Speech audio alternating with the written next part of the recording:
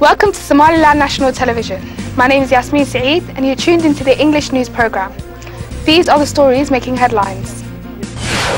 The Somaliland government commemorates 26th of June 1960 after 54 years. Director General of the Ministry of Water visits Qorilugud districts. Powerful Shia group Mahdi Army says new faces needed to tackle the ISIL-led Sunni rebellion in the country's north.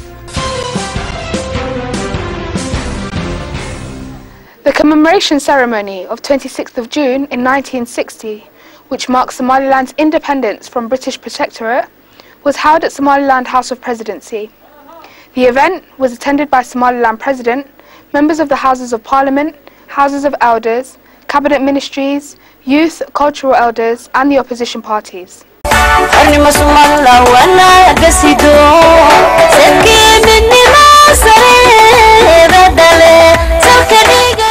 The commemoration ceremony of the 26th of June 1960, which marks Somaliland's independence from the British protectorate, was held at the Somaliland House of Presidency.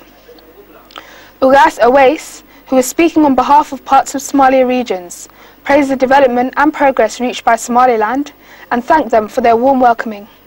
He also added that he prays that Somaliland becomes one of the biggest countries in East Africa. Ismail Indole held the governor position at the time when independence was announced. He also shared the joyful feeling felt by Somalilanders and the progress made since then.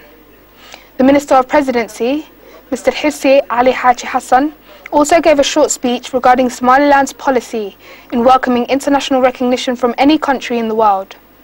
The Minister of Information, Culture and National Guidance presented the history of Somaliland from 1960 up until now and the vital steps that have been made for the cause of regaining the lost independence. He also stated that Somaliland has all requirements that a functioning government should have in the world and the importance of international recognition for Somaliland. He also added that Somaliland has a functioning government institutions and its own currency. In the conclusion, the President of Somaliland, Ahmed Mohamed Mahmoud Silanyo, gave a speech. In this he stated,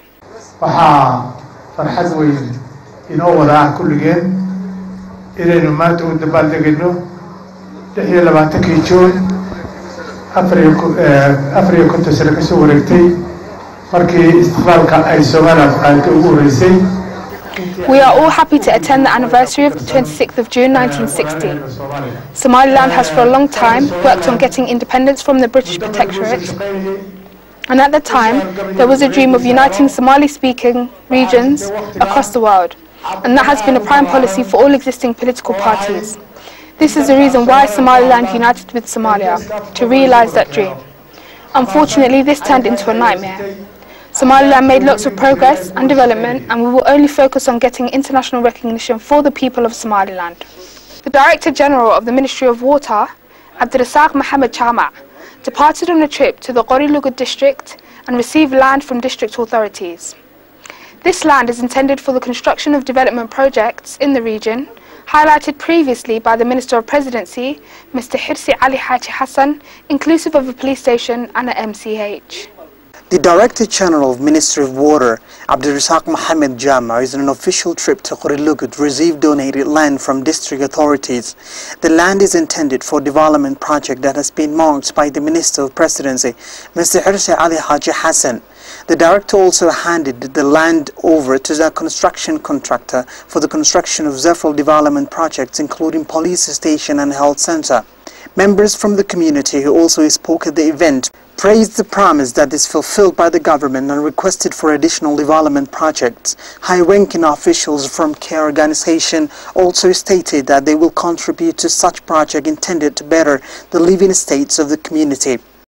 A ceremonial event marking the end of the academic year of the Umar bin Khattab schools of the Borama district was attended by the Director General of the Ministry of Planning, regional education authorities, parents and school teachers. A ceremonial event marking the academic year of Umar bin Khattab School of Borama was attended by the Director General of Planning, regional education authorities, parents and school teachers.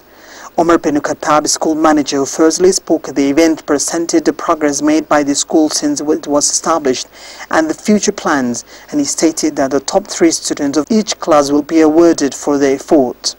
Others who spoke at the event also marked the educational quality of Omar bin Khattab school and encouraged management to further progress the quality of the education.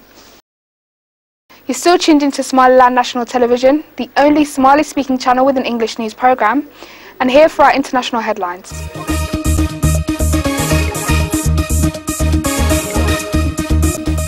Iraq Sadir calls for emergency government leader of powerful Shia group Mahdi Army, which says new faces are needed to tackle the ISIL-led Sunni rebellion in the country's north.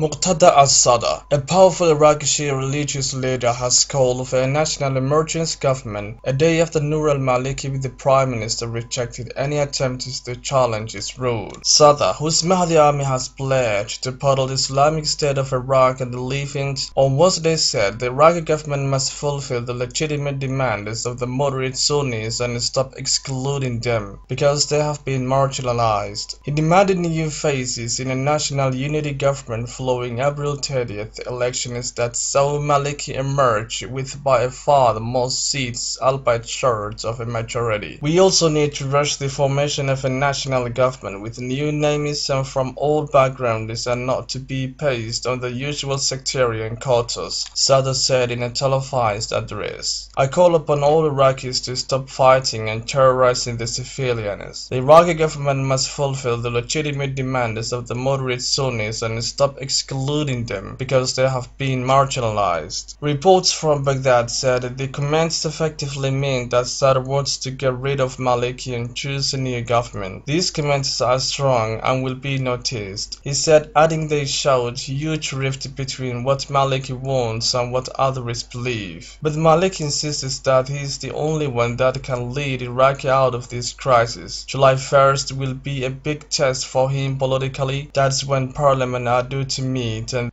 they will discuss the formation of the new government. Sadr promised his fighters will shake the ground under the feet of ignorance and extremism. His remarks came days after fighters loyal to him paraded with weapons in the southern city area of north of Baghdad, promising to fight the offensive by the ISIL fighters. ISIL and associated groups have overrun swaths of several provinces, killed nearly 1,100 people, displaced hundreds of thousands and threatened to tear the country apart. Barack Obama, the US president, has so far refrained from carrying out airstrikes on the rebels, as urged by Maliki. However, US military advisors began meeting Iraqi commanders on Wednesday, with the US having offered up to 300. The US has pressed for Iraq's fractious political leaders to unite in a national emergency government, and on Wednesday pressed of Maliki's insistence that such a move would be a coup against the constitution and the political process. The US has stopped short of calling for Maliki to go, but has left the leader doubted feels he has squandered the opportunity to rebuild Iraq since American troops withdrew in 2011. Gaza's public servants strike over pay dispute. An estimated 40,000 staff hired by Hamas went new Palestinian Unity government to put them back on its payroll. An estimated 40,000 public servants hired by the Palestinian group Hamas have gone on strike in the Gaza Strip. The pay dispute could test the resilience of the new Palestinian government formed just weeks ago under the group's unity pact with President Mahmoud Abbas. All government offices in the Hamas-controlled territory were closed on Thursday as a result of the one-day strike, but hospital emergency rooms remained open and police continued to patrol the streets. The new government pays in the occupied West Bank city of Ramallah angered public workers on Hamas's payroll by saying it will feed them before paying out salaries, a process that could take months. The wage dispute has shown the fragility of the reconciliation agreement signed in April, under which a government of technocrats was formed with the task of holding a national ballot box within 6 months. Earlier this month, Gaza's public sector union suspended protests that lasted nearly a week, saying it will resume its actions if its members were not promptly paid. This strike is a first step and an initial warning to the unity government. Mohammed Sayyim, chairman of the Hamas Hamas-hired workers' union in Gaza told Reuters news agents. "We want to be recognized as employees of the Ramallah-based Palestinian Authority (PA) and merge into the main salary list. If there was no response from the unity government, we will escalate our protest." Hamas-hired workers on strike are especially resentful because the PA has been paying its own 70,000-strong workforce in Gaza, even though the majority of them no longer work under Hamas rule. Hamas itself has struggled to pay its staff in recent months due partly to continued rigid blockade imposed on Gaza by both Israel and Egypt. Apart from the salary row, the apparent abduction of 3 young Jewish soldiers in the West Bank, which Israel has blamed on Hamas, is also threatening the recent reconciliation between Palestinian rifles. Officials loyal to Abbas' Fatah faction have said the unity deal could fail if Israel charges against Hamas were authenticated. The group has neither confirmed nor denied involvement, but Abbas is also facing growing resentment because his security services have been collaborating with their Israeli counterparts in the search to locate 3 young soldiers. Israelis Shin Bet security service on Thursday identified 2 alleged Hamas operatives in the West Bank as the central suspects in the incident. It said they were Marwan Gawasmeh and Amir Abu Aisha from Hebron, the area where the young soldiers disappeared from a fortnight ago. That's all the news we have for you today. Thank you for watching, and until next time, goodbye.